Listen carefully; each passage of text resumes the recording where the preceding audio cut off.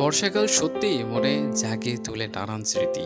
শৈশবের সেই নির্মল আনন্দ, বন্ধুদের সাথে ভেজা মাটির খেলাধুলা, জানালার পাশে বসে বাইরের বৃষ্টি দেখার অনুভূতি, সব মিলিয়ে এক অপূর্ব অভিজ্ঞতা।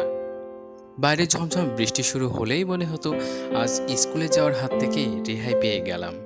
আর যদি দুপুরের খাবারে থাকে খিচুড়ি আর ইলিশ মাছের ঝোল, তাহলে তো আর কথাই নেই।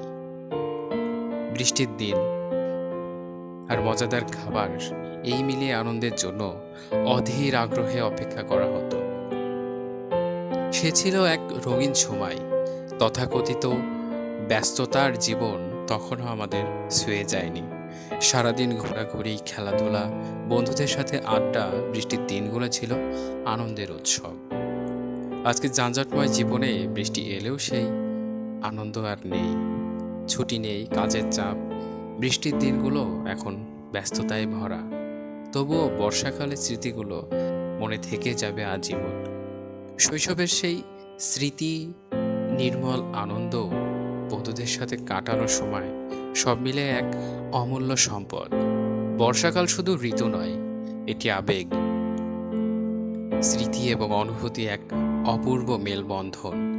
ঝড়ো হাওয়া, ভেজা মাটির সৌন্দর্য, প্রকৃতির এই রূপ আমাদের মন ছুঁয়ে যাবে বরাবর।